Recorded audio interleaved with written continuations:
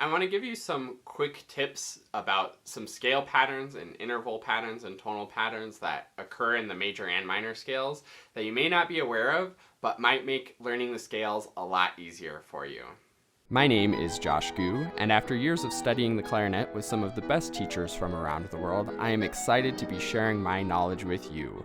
So go to QuickStartClarinet.com or check the description on this video to see all of the wonderful resources I have to help you reach your clarinet dreams. And of course, subscribe to this channel for weekly clarinet and music tips and tricks. This is going to be a little dense on music theory things, but if you have an idea what intervals are and you're working on playing your scales from memory, I think these patterns might be really helpful for you. Some of these things are things that I've noticed and known for a really long time. Some of them are actually newer observations that I've had about the scales that I think make it a lot easier to learn all 12 keys a lot faster. This comes from one of the cool things about music theory, and one of my favorite things about music theory is that it's all pattern based. So there's actually a lot of different ways to get the right answer. You can look at it from one way and get the right answer. You can look at it a different way and get the right answer, but you end up with the right result in the end every time. So thinking about scales, the classic way, and I think this is still good to know it this way and learn it this way, is to use the circle of fifths and think about the key signature. So you have your starting note. Let's say we're playing a D major scale. You start on D. You have the key signature for D major is F sharp and C sharp. So start on D. When you get to an F, play an F sharp. When you get to a C, play a C sharp. I think this is a good system, and I think it's worth learning and worth knowing inside and out, but there's other ways of looking at it, and that's what I want to talk about in this video. So one that I realized recently that is super interesting is that the first 4 notes of a major scale are also the last 5 notes of a different major scale. Or another way to think about it is the last 5 notes of one major scale are also the first 4 notes of a major scale. So you can split the major scale into these groupings of 4 notes and 4 notes. And the reason why is because the major scale is somewhat symmetrical if you divide it that way in terms of the intervals. You have from do to re. And as a quick side note, if you don't know your solfege syllables, do, re, mi, fa, sol, la, ti, do, it's really worth knowing those so you have a good idea of how these pitches actually are working in the key and working in the melodies that you're working with and working in the scales that you're working with. So you have a whole step from do to re, you have a whole step from re to mi, and then you have a half step from mi to fa. So they have that whole half. But then if you start on the 5th of the scale, sol, you have a whole step from sol to la, a whole step from la to ti, and then a half step from ti to do. So you have this pattern of you start on do, and then whole, do, whole, half, whole, half. And if you divide it in that middle there between fa and sol, you can see how it's symmetrical. Whole, half, and then onto sol, whole, half. That wasn't the right notes, but hopefully you get the idea of we move sort of that whole step, half step, whole step, half step, with a whole step between fa and sol. But if you divide it into those 2 groupings of 4, it actually becomes a lot easier to think about, because now instead of having to remember 12 patterns of 7 for your major scales, there's actually just 12 patterns of 4, and they overlap between each other. And the way it overlaps actually moves around the circle of fifths, where think about C major, C, D, E, F, G, A, B, C, is the last 4 notes of that are the first 4 notes of G major, G, A, B, C. The last 4 notes of G major, D, E, F sharp, G, are the first 4 notes of D major.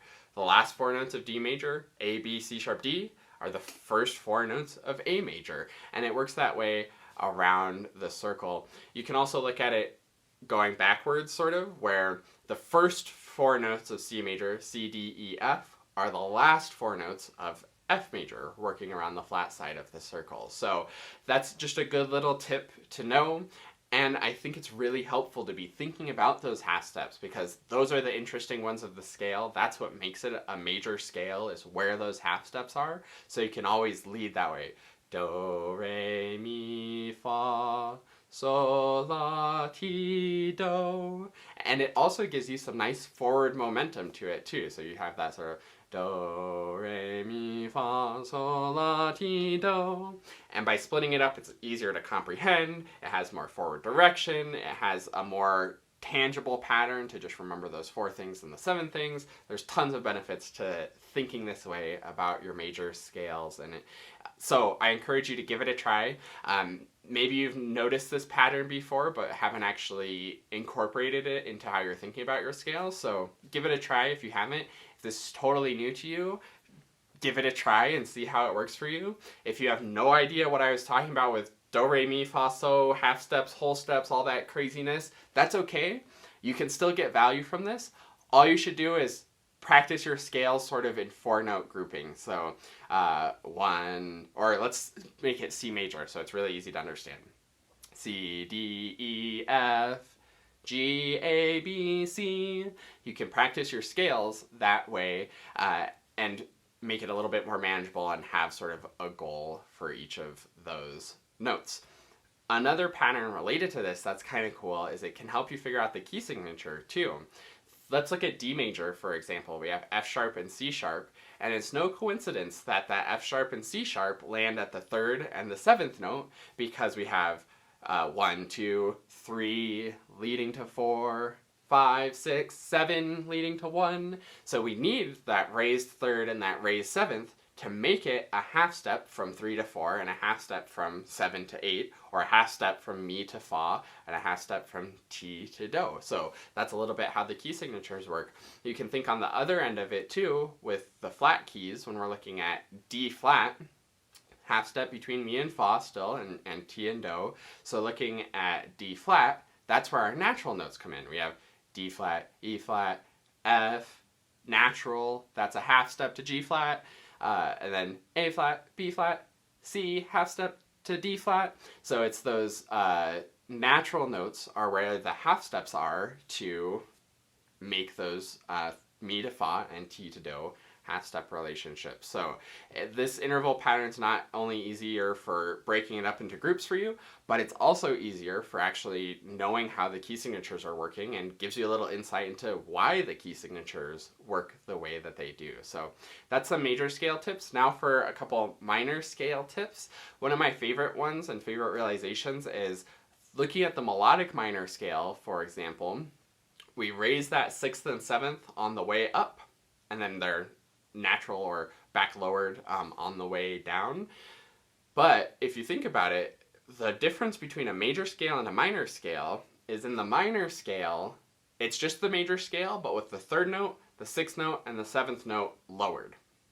So if we look at C minor, we know C major is all naturals. C minor, natural minor, is C, D, E flat, F, G, A flat, B flat, and C. So we have E flat is the 3rd note, gets lowered. A flat is the 6th note, that's lowered. B flat's the 7th note, that's lowered. So the 3rd, 6th, and 7th get lowered. Now when we think about melodic minor, what happens is the 6th and 7th get raised from the minor version. So what's actually happening in melodic minor is don't think about it as a deviation from the minor scale, because that's kind of weird. You're like, okay, first I have to know what the natural minor is, then I have to raise the 6th and raise the 7th. But actually, the way up on a melodic minor scale is the same as the major scale, just with a lowered 3rd. So if you're playing C melodic minor, on the way up, instead of thinking, okay, we have E flat, A flat, and B flat, but then the A flat becomes A natural and the B flat becomes B natural. That's kind of tricky. Just play C major with a lowered 3rd. The other thing that this does for you is it gives you more context to how the scale works.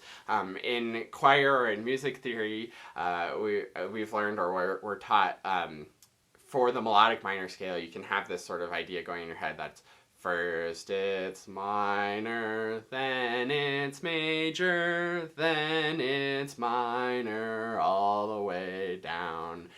And that's sort of the idea, is that we have that lower 3rd that makes the first part of the scale minor, but then it's exactly the same as the major scale for the last 4 notes. And if you've been practicing your 4-note groupings in the major scale, then you're a master at that. And then it's just the natural minor scale on the way down. So hopefully that gives you some tips to be thinking about in your scales. Again, this was a little dense on the music theory side, but I think if you can start recognizing these patterns, it makes it much easier to memorize all your scales and know where you're going in all your scales a lot faster. It also makes you realize why the scales work the way that they do. There's probably no coincidence that the major scale is sort of our most standard scale in Western classical music, and it has that sort of symmetry to it between the whole half, and then we move on to the fifth note whole half interval pattern with those half steps leading to the fourth and leading to the octave. So give these a try. Think through it. If you have any questions about it, let me know in the comments below. If you have any other interesting sort of scale tips or scale patterns, let me know. There's so many different ways to think about the scales and look at them, which makes it a lot of fun to really learn them. And the more ways you can think about it, the deeper it will encode into your brain. So all the different ways are good. So let me know what you got in the comments below. Thanks for watching this video. See you in another video. And last but not least, a huge heartfelt thank you to the Dennersons. This is like the QuickStart Clarinet family who supports the channel and helps to make everything that I do possible. If you would like to support the channel and get some awesome rewards in return where we can work one-on-one over video and you can have my full support moving forward on your clarinet journey, then go to quickstartclarinet.com/supporter.